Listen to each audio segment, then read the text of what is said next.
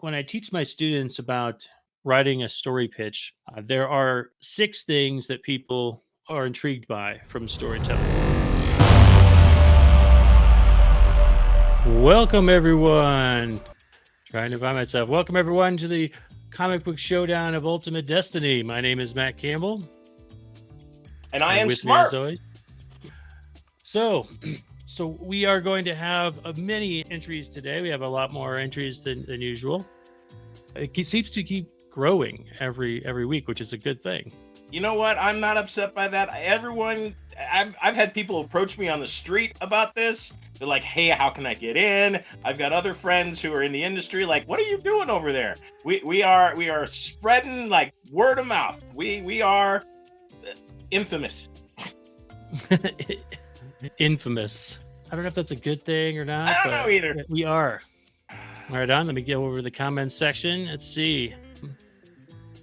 I gotta adjust the auto. There's an auto comment from my Matt Campbell art page that says, please feel free to use real words and start a conversation. Real words, not imitation words, real words. Right. So, welcome Emerald. Welcome Ruth. You sound glorious, I might add. I mean, nice and buttery, like silky smooth. Yes. So last week we did have some audio issues. So I invested in fancy new microphone as well as some headphones. So we shouldn't have any problems anymore. All right. Each week we take all the different entries on our Facebook page for comic book campaigns, and we enter them into the Wheel of Destiny. Now, if you guys are seeing our posts on groups or anything like that, be sure and try to post on the Facebook page, because we don't always have the opportunity to go to all of the different groups and collect all the different posts. But this week we do have a pretty large number. I want to say, looking at 4, 5, 6, 7, like 8 or 9. So it keeps getting bigger, right? So I'm excited to see what we end up with today. Exactly. Now, the Wheel of Destiny will narrow it down to 3. And then we will look at those 3 live and react to them based on what intrigues us and choose one of those to back and support today. This show is about what's that? So there can be only one. There could be only one. I can't jump back and forth to the lightning sound fast enough. I need a tech person over here. I'll program you a hot button for that. Look at all these people. David Tomasi says, good morning. David's one of the people on our Wheel of Destiny today. Yep. Ray says, good morning. Morning. Ray's been helping me with some video stuff. He's the one that did the map I was telling you about. Dude, it's classic. You can't go wrong with that. Especially given the time period, it almost like goes hand in hand. And I'm so excited to just like kind of hint at it, because everyone's be like, what are you talking about? Just wait. Things to come. Yay! All right. So yes, we have a lot of entries. We're going to narrow them down to 3. And I wanted to say that this show is about how you sell your story. One of the things we try to help promote and tell people about is we want people to help tell their story, and a big part of that is how you sell your story. So buckle up, because it's time for another comic book showdown of Ultimate Destiny. But first, Smurf, do you have anything to announce for this past week? Anything to catch us up on? Well, it's been a busy week for me. 50-80 Geek has been hard at work doing our normal stuff, podcasting and bringing you the latest in geek news. But on the other side, on my other hat, the Colorado Festival of Horror announced our first major guest as Pam Grier, who is actually a Colorado resident, but has never appeared in a Colorado convention. Go figure. I saw that on your YouTube channel, and I was super excited to have actually caught that, because I was just scrolling through YouTube and saw it just the right time. I think I was like one of the first views. Like, but super Pam awesome. Grier So is huge, man. I mean, that film with her and Snoop Dogg is like instant classic. It came out in like the early aughts, and it's just some oddball horror film. Of course, she came to critical acclaim for Coffee, and that was like her breakout film. But Quentin Tarantino with Foxy Brown, and a lot of people know her from that as far as this generation's concerned. So it's kind of fun to see how she's bridged over all of the different generations, starting from the 70s to today. Yeah, I'm super stoked that you guys were able to get her, and it is a big name. I'm hoping I've applied for a table. I don't know if I'm going to get one. I know a guy that's know a guy. I know a guy, so maybe. What else we got? We got tonight at Outworld Brewing, who also supplies Kofo with its beer every year. The Rocky Mountain Paranormal Society is celebrating 10 years with a new book launch and a signing and a story. So come by Outworld. That starts at 7 o'clock. There are details on the Colorado Festival of Horror Facebook page, as well as the 5280 Geek Facebook page. So if you want to take a peek, come by, hang out with the Kofo crew, myself, and some people that are enthused about dead people. Enthused about dead people. That was your pitch. That's what I'm going. That's my pitch. That's what I'm going with. Enthused about dead people. And then it's Memorial Day weekend, so eat, drink, be festive. Right on. I don't know. Well, for me, I had a pretty busy week as well. I've been diligently hard at work putting together a Kickstarter video for my own campaign.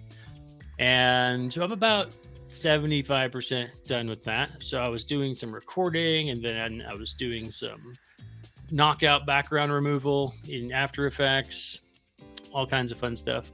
But last weekend, I had a small event in Pueblo called the Pueblo Minicon, and we had a great turnout. And one of the people I wanted to show this showed up and was like, I want one of everything. And it's always a great time when that happens. So here is the newest Mythica Maniac, Billy, with... Look at him. I love his choice in hats. That's a gorgeous hat. I like the hat. You are a fan of the eclectic, to be sure. I am. I mean, I'm sporting Last Starfighter today. Nice. It's not nearly as epic as that hat. Holy crap. Yeah, I know. There was a lot of great stuff going on in this little mini con. I was actually quite surprised. It was at a place called the Nerd Emporium, which is a great little store. It kind of reminds me of like a miniature version of Mile High Comics, in that, like, or maybe even like Vision Comics, where there was a lot of posters in there. You can kind of see them on the wall, stacked on the floor behind him. There were toys. There was all kinds of cool stuff. So it was a good time, and met some great people and had some new fans. So nice. That's what's going on this week. I can use more fans. Whoever, wants to be a fan, come on over to the fan side. Welcome to the fandom. All right. All right. It's time for the Wheel of Destiny. We have some great entries this week. So let me go ahead and pull that up. I like that it's growing, and later as we go on, we'll show what we're at as far as volume for Kickstarters, because that was a big hit last week, even though everything else fell apart. Everyone was very curious and excited to see what's going on out there in Kickstarter land for some of the different programs and how much money is out there. Yeah, I was going to show that next. Actually, I could probably show that right now before we jump right into the Wheel of Destiny. So this is this week's totals. Currently, there are 255 live comic book campaigns on Kickstarter. Now, this is just Kickstarter. There's also Indiegogo and CrowdFundMe or something like that. There's a bunch of different ones, but Kickstarter is by far the biggest. Yep. And currently, there are $2.2 million being divided up between those 255 campaigns. So our goal is to help you get more of that money. Yep. Essentially. Get your share. Get your share. Exactly. So back over here to the Wheel of Destiny. This week we have, as you can see, there's quite a few names on this wheel this week. I think we have 9. We've got Phantasmagoria, which I thought you might appreciate. I like that. We've got Anvil, Iron Age, The Devil in Disguise, Satan's Cul-de-sac, Taking Out the better Dead. Than Satan's Nutsack.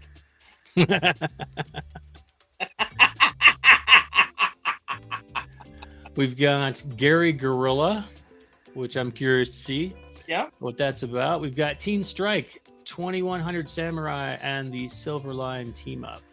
So I like the samurai. I'm on a big samurai kick after watching Shogun. I'm really feeling the samurai, the inner samurai. Whoa. All right, so as always, we've put them all on the wheel here. We're going to let the Wheel of Destiny choose 3. So let's start the first one now. And the first one is gonna be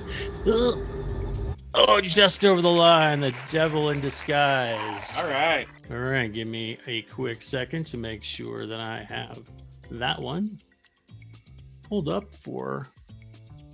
Here it is. Thank you, Emerald. Emerald is on it. Thank you for that. All right, moving on to the next one. Let's see who else is going to be on the Wheel of Destiny.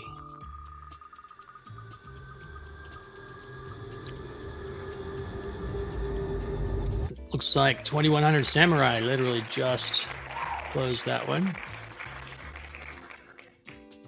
I have no control over this. I'm just saying. Do you want to have control? Nope. Nope. Nope. All right. I don't bear well with that kind of responsibility, sir. I'm just happy to be here. Join coffee with my bud. Right on. All right, last one is gonna be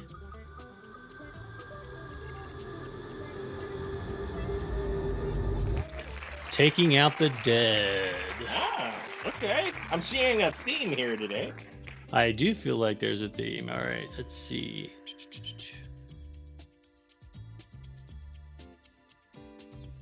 All right, I got that one pulled up as well.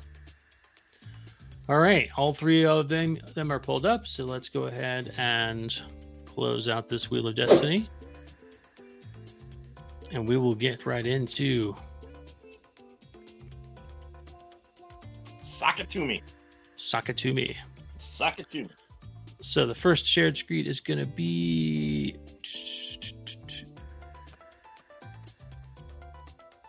The Devil in Disguise, wasn't it? Yes. At least that's what I wrote.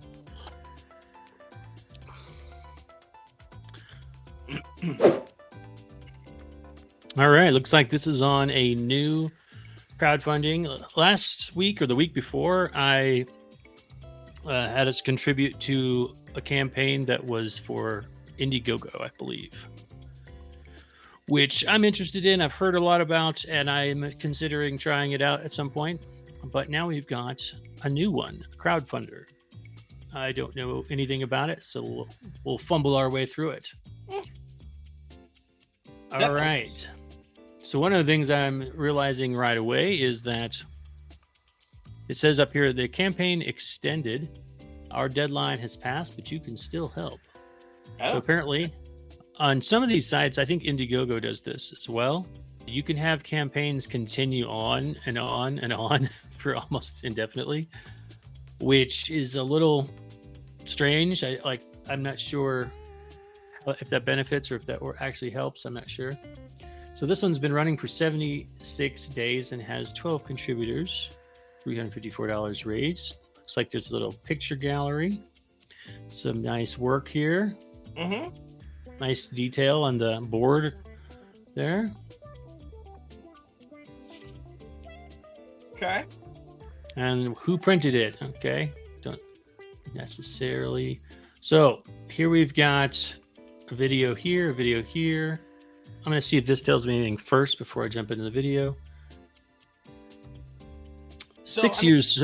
Oh, go ahead. No, go ahead. I was like, since looking at it, I mean, obviously they're taking a pull from the Elvis riff of The Devil in Disguise. So interesting. Hopefully we don't get, misled like we did last week on one of the campaigns, but I'm Right. intrigued. I like the cover art. Yep. I think you'd have to be an Elvis fan to immediately have caught the devil in disguise. Because Right. but I definitely saw it in the imagery. Says 6 years sober after a decade out in the wilderness of addiction. The wilderness of addiction. Wilderness of addiction. Okay. That is what pushed me to create this comic. Oh, personal story. In sharing the story, I hope the reader will come away with an understanding that punishment is never the answer to addiction. This is the story of Asa Lee Perkins, the king of rockabilly. When he's not on stage or in front of the camera, he's doing his damnedest to bring down the mob's drug trade. Obsessed with everyone else's addictions, he's dangerously oblivious to his own. Okay. All right. I mean, that's kind of relatable, actually. I mean, not for me, but I mean, that's kind of like deflection. Some heavy, psychological damage has happened, and it's easier to blame someone else for your problems than taking care of them yourself. So I like the premise. It works. Yeah, and I mean, it's also really brave and probably a bit therapeutic to have something like be so personal. Yeah. Right.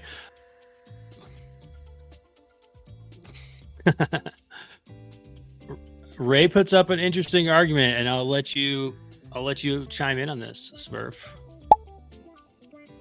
What? It says this shouldn't count. It's not active. I want to see Gary. Just kidding. I said I got missed 2 weeks in a row. I mean, it passed. I mean, technically, it's still functioning. Yes. They still need help. Evidently, they didn't hit their goal, is what when you said it's still ongoing, I'm like, they didn't hit their goal, so. Right. So we do have some people watching, and you guys can definitely post in the comments what your thoughts are. I am a little bit, in the middle ground with some of these newer sites like this. What was this? Crowdfunder and Indiegogo, because some of these are designed to not be active technically. They just keep going, and so where do we draw the line, right? But we've already started this one, so we're going to go ahead and finish through with this. I think. What do you think, buddy? I think we finished through it, but we'll adjust the guidelines after this. I think if it's passed, it's because they still need help, obviously, and any input that we can give would probably help them further. So let's dive in and see what else we find from these guys. Right. So yeah, leave your comments down below and let us know what you think about campaigns that are sort of ongoing. Should they be included? What do you think? What are your thoughts? And we'll take that into consideration next week. Let's take a quick look at this video.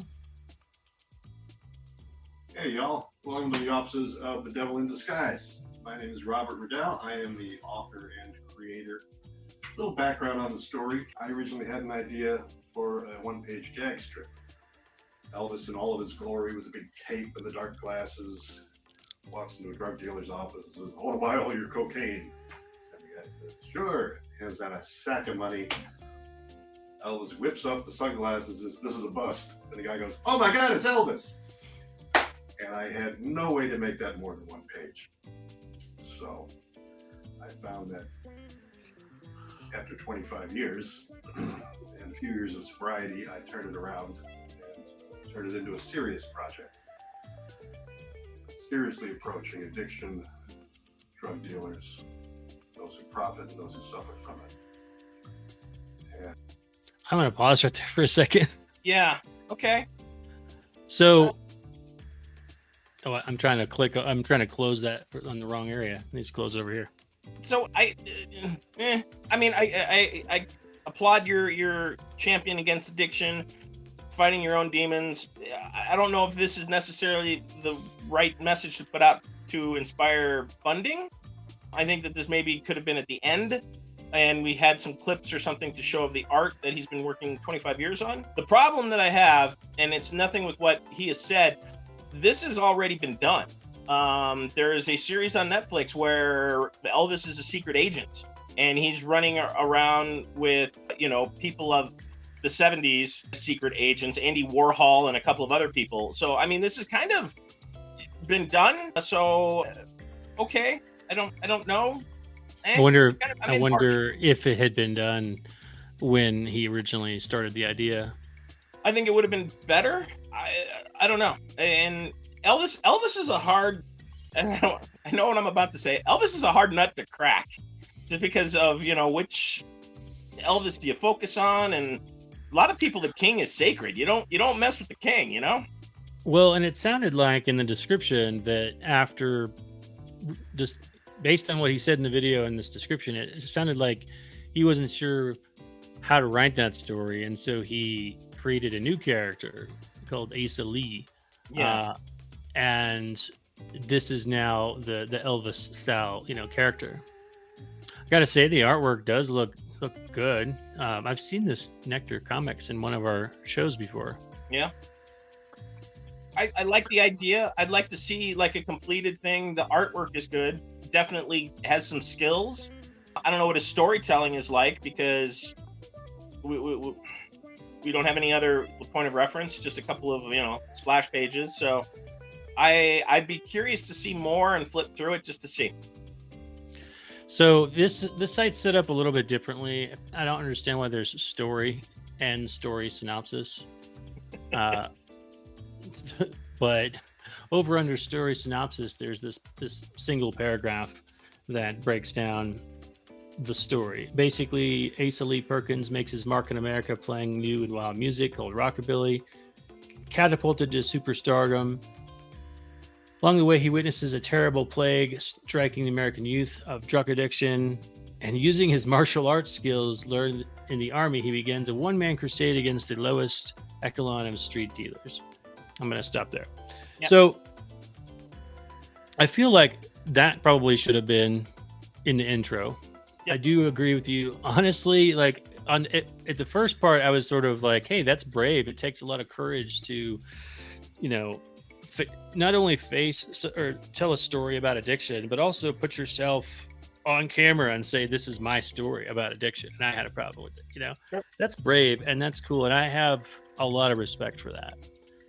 However, the delivery of it in this particular video came across as, I felt like I was sitting in an AA meeting. I felt really like downtrodden. I was like, I don't know what to say here, and I definitely, like you said, I didn't walk away going, oh, I'm enthused and excited by this book. Yeah, there's no energy. It's very flat. I know it's a passion project, and dealing with those demons can be difficult. But maybe get a pitch man, get somebody else to tell your story for you. I mean, that's not unreasonable, I don't think, because you're too close to it. But nope. Yeah, I mean, I'm just like, okay. I wish you luck. I hope things. You're always recovering, so good luck, and we'll see when this funds that maybe we'll be able to continue the rest of the story and see how it goes. Yeah, absolutely. We'll keep an eye on this, but for now, we're going to move on to the next one. The next one we have, 21 Samurai. Oh, all right. You've been excited to know about what this one's all about. I am. Again, dude, Shogun. Oh, so good. I've been waiting to start that because, like, I know I have to watch the thing. I did finally finish Fallout, though. Right, and that was even better too. I was like, oh my god, they've got like a string of hits right now. So, like, Fallout, Shogun got approved for season 2 and 3, I think. So I'm like, oh, so good. All right, Neo Tokyo looking kind of like splash page there. All right. I think the 2100 is the date, maybe. Ooh, that's cool. All right, 2100 Samurai number 4, Fall of a Friend. So there's 3 others. Ooh. Hero will have to fight for his life to save the woman who saved his. That's a nice pitch. I like it. Sentimentality training time is over for both Kiro and Tyler as they face their greatest challenge yet. All right, let's see what this video tells us.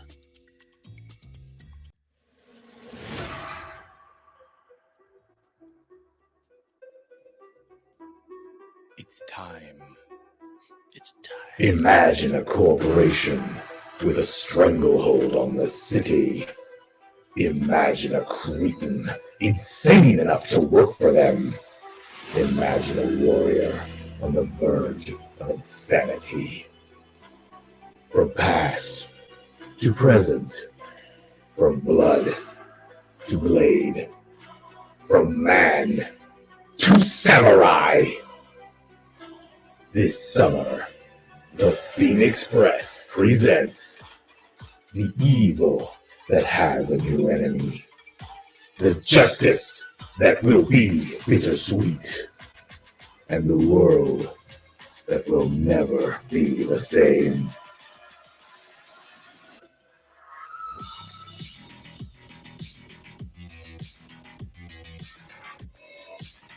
All right. All right. What'd you get from that? I like it. The ongoing story. We get a little backstory, and I dig it. The splash pages. The audio is right where it needs to be. I like the echo effect that was kind of put in there. I'm not gonna lie, that booming, like, jarring intro, like, boom. I like, oh, that's in your face. I dig it. And I like the noir kind of approach with the black, the grayscale with the reds. Very not Deadpool. Jim Lee did the book. Anyway, it'll come back to me. But I like it. I like it. All right. Yeah, I mean, I like, again, you were kind of mentioning this during the last one we watched. That it sounded like they had a nice voiceover. It could have been the creator, it could have been somebody else, but it gave it a nice flair. It gave it some excitement. Mm-hmm. So I think that was a good approach. Yep.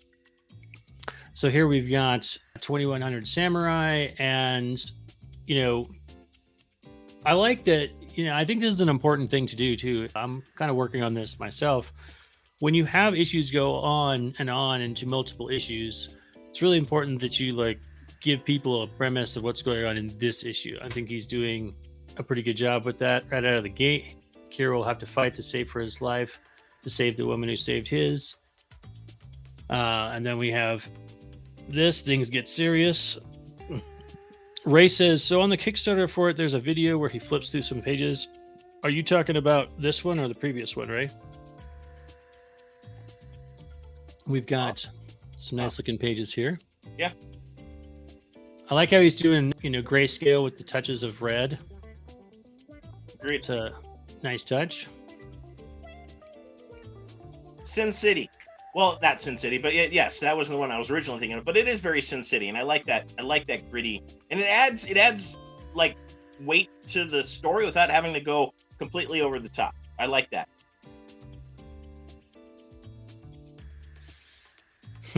Yeah, he said Sin City. Yeah, see, I like that. That's some solid work right there. Yep. That's exactly what he was thinking. All right, so essentially, I do know enough about what's going on in this issue. Someone's saved him. He's trying to save them back. And maybe this will be enough to make me want to go back and read the other issues. But I do like that approach of this is what's happening in this issue, but there's some other things, right? There's an overall story arc going, and there's a story inside this issue, which, you know what, I applaud. That's a great approach. Catch us up, fill us in, and then move forward. I think that's a seamless pitch from them. And you're right. I want to go find out about the other issues. Yeah. So I think you did a good job here. Is there anything here that you feel like well, that right there, okay, persuade you at all? Well, this is being nitpicky right now, but I don't think that 21 Samurai should be over the art. I think you should let the art stand on its own and do something different with that. I don't know what I would do with it. Maybe give it its own. I mean, I would open with that, but the Kickstarter with your text and everything over the art is too busy. It's too distracting. This is not a good representation of your product because it's too much. And I know you've talked about that when you put text which is already busy, over art, you kind of lose it. So this is too muddy for me, but I like the regular cover art where the 21 Samurai is in its proper position. Yes, I agree. Yeah, and I do like the art. It's got sort of a manga style almost, or cartoon manga, I suppose. Yeah. But it looks cool, and it's got my interest. And like I said, it's covering, the big pointers, like where are we at? Who's the story about? Obviously, this story is about Kiro. I don't know a lot about him, but I know enough that he's fighting for his life to save the woman who saved his. I know it has to do with martial arts. And so... And a big bad gangster that everyone's like, why you work for this jackass? And I like that. I'm like, okay. Yeah, so we got quite a bit of information there, and that's always a good thing. That's all a right. successful pitch. That is a successful pitch. I like that. Yeah, I thought you did a good job. All right, that leaves one more. So I'll start queuing that one up. So the next one is Taking Out the Dead. Yep. Which, okay. They're so hard to take out because, sometimes they don't like the restaurant you take them to. Shit falls off of them. I mean, it's just, they're not accepted in most places. No shirt, no shoes, no dead, no service. Those kind of places. It's really hard to take them out.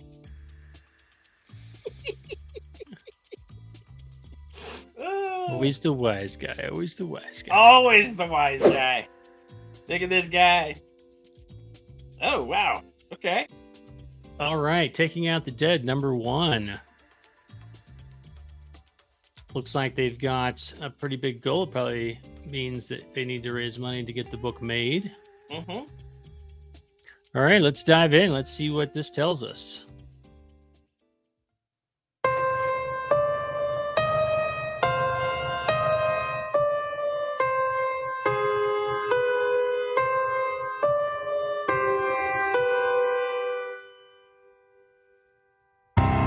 A viral pandemic has decimated the East Coast. Zombies wander New England in massive hordes. And through this, Charlotte Eichenberger is traveling to Boston, chasing a rumor that her brother Derek is still alive. Can she make it to Boston before it's too late? Taking Out the Dead, Issue 1 from Team Ninja Shark Comics. Created and written by P.J. Curling, featuring art by Zu Govea, and covers designed by Patrick Biermeyer and Dr. Octorock. Narration and music provided by Fluid Factory. We cannot tell this story without your help.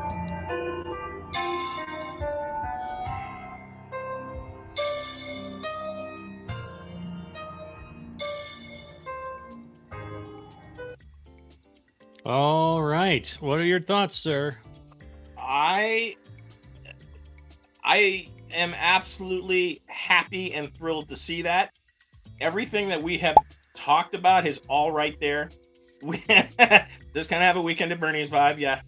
But I like the voiceover. Everything is pitch perfect. They went and found someone else to do the pitch for them, which again, you and I have discussed at length that this is sometimes the best way to go. I don't know. I like it, but I'm not like moved, and maybe it's just because the zombie thing has been done a lot, like too much, almost a lot. Yeah. But I think that pitch is great. Where are they sitting on their goal right now? They look to be at about 20%. Okay. I mean, and the first issue, I would pick up this first issue. I really would. Just to simply see. The artwork is very, very clean. It kind of reminds me of, I don't know, like an early Terry Dodson. Just some crisp lines, and it's black and white. There's no color, which cuts down on your cost. So I don't know why the price tag is so high, unless you had to pay that amazing voiceover crew. The piano is just, I like the intro with the piano, but I was waiting for it to like pick up the pace or the tempo or something to kind of build some some emotion to it. You know, if it's that dire, the piano is good, but I think it's misplaced, and it should have changed the tempo when we get into the description, so you can add the emotion and the importance to it. Because we just saw splash pages, and that's great, but we know the story, but I didn't walk away with any kind of emotional attachment. Just saying. So, you okay? Choking on coffee. Hold on. There we go. So I agree with Clovefish here before I go into my thoughts. I also agree that the banner looks fantastic and the title design, it has a very rough, gritty kind of vibe. I don't get that from the art. It's strange that this is super gritty and it matches the logo and they fit well together. But then you come down, I mean, that's just a very zombie feeling book right there, all around. But then you come into here and it's super clean. Yeah. So it feels a little bit disjointed. Now, my thoughts on this after watching it is, number one, I thought the pitch was good. It had voiceover telling us what was going on. I know that there was a girl with a very strange and long last name that is going to find her brother. And my immediate thought was, okay, someone's going to find, on a quest to find someone else in the middle of a zombie apocalypse. Where have I seen this before? Like you said, quite a lot of places, Yeah. So I think what's missing in this particular pitch is the novelty, what makes it interesting and unique, right? Yeah. When I teach my students about writing a story pitch, there are 6 things that people are intrigued by from storytelling. Number one is their violence. And if you can make a story that is just violence and nothing else, and that means that you'll have, a slice of the pie of people that are interested being, small, but mighty. There's also people who are interested in relationships. Those relationships could be romantic, they could be buddy cop relationships. Are there people interacting? And the next one is wickedness. Are there people doing something wrong that they know is wrong, maybe to achieve, a higher goal or something? Right. Another one is suffering. Are there people suffering? And yes, that is a reason that people are intrigued by stories, because we all experience suffering and we want to connect with how other people deal with that suffering. The next one is comedy, and then the last one is novelty. Novelty is not so easy to hit because most stories have been done before. It's how you tell your story. So what you do is you take your pitch and you work it down into one sentence, and then you say, okay, based on this one sentence pitch or this 2-sentence pitch, without giving any more information, does it seem like it hits these things, right? So based on what I've seen here, I know there's going to be violence because I see people with guns and there's zombies. So check on that. Are there going to be relationships? Well, we already know there's a brother and sister, and there's also maybe some other people. It looked like there was a bunch of college students who were out on this quest. I kept seeing like college logo shirts. Right. So I'm assuming, there's some relationships, friendships between them. Obviously, there's no indication based on what I've seen that there's any comedy, and it's not really wicked to kill zombies. They're already dead, right? So there's no indication there's anything wicked going to be happening. There could be suffering, obviously. Somebody could get a zombie. So it has like already three out of the 6, right? My money says the guy in the suit jacket, he's a baddie. I'm telling you that right now. That guy is a baddie. So I'm sure Probably. There is some kind of conflict there with that guy, because he just looks like an asshole. Right. So now here's the thing about these pitches. You don't need to make your pitch hit all 6 of these things. But Marvel movies, for instance, they try to. And that's why they started writing in comedy, and they wanted to hit, because the more that you have, the broader your audience spectrum is. People are like, oh, I like comedy stuff, I want to go see that. Or I like relationship stuff.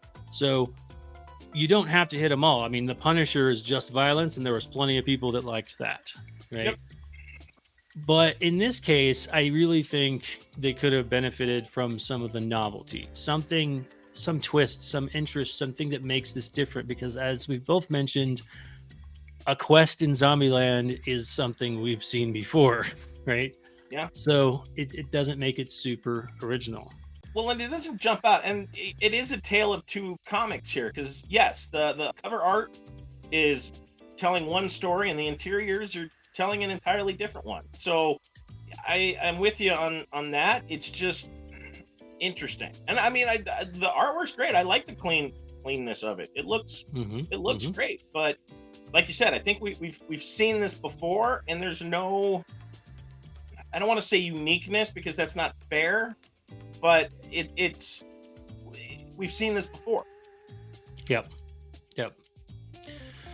All right, so that brings us to the conclusion of our live reaction of these 3 different campaigns. Thank you, everybody, for contributing. And if you didn't get selected to be one of the 3 and your campaign is still live by next Friday, feel free to submit again. We'll have a new post up. Each week we make a new post. So we'll have a new post up pinned to the top of the Action Line page sometime today. But right now, it's time for us to select our winner, the one who we are going to back and support. I just need to find my pen. This one will have to do. All right.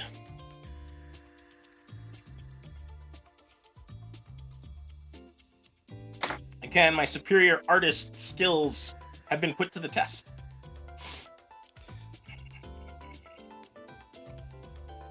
And if you guys in the audience have a pick based on those, go ahead and leave your comments below as well. Which ones you think should be supported this week? All right. I believe I am ready. Are you ready, sir? I'm ready. All right. This week's winner for the comic book showdown of Ultimate Destiny. Drum roll. Here we go. This is mine. And once again, we're on the same page. Center your camera, my man. There we go. I like your sword there. You like that, my katana? Just like, oh. I know, I'm sorry. It should be blade up. Respect to the blade. You know, no dishonor, but yeah. All right. So, like I said, if you're interested in being on this show or getting another opportunity, be sure and go to the Action Line page and post a link to your show. It must be an active campaign. No stores. Let's see. I'm going to shut that one down. Also, if you're interested in dark historical fantasy, be sure and check out my upcoming campaign for Mythica issue 9 titled There Will Be Blood, where Magnus fights a pack of vampires. I'm really excited to read this issue. You know that, right? You've been teasing me with this for like over a year now. I know. That's why one of the reasons that I'm one of the things I'm shooting for in this campaign is to build a team or a bigger team and get some people who can work faster and get this thing cranked out faster, because I've got a bunch of story to tell and I want to get this up to a couple issues a year at least. So backing issue 9 campaign will help pay for those upcoming artists on the next issue. So be sure and check that out. All right. You can follow me at Action Line Studios on Facebook or Matt Campbell Art on Facebook. Also building a YouTube channel at Matt Campbell Art.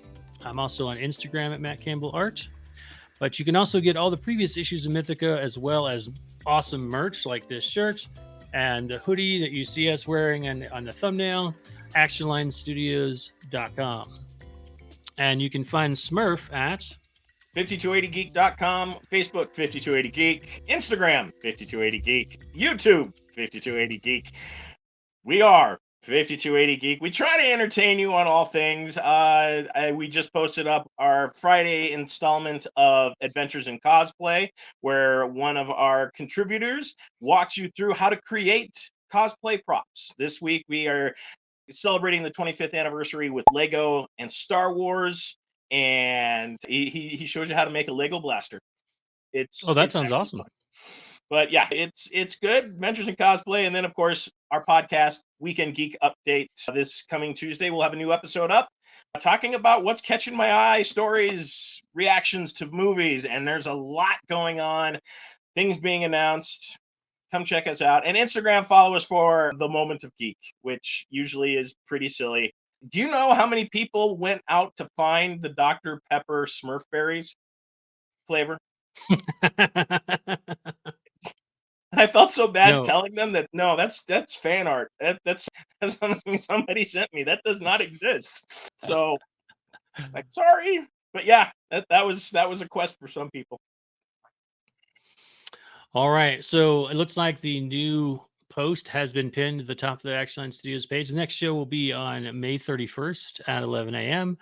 So thank you all so much for participating and helping us support the indie comic community. And we will see you next Friday at 11 a.m. Absolutely. Run fast, laugh hard, and always be kind. Good night.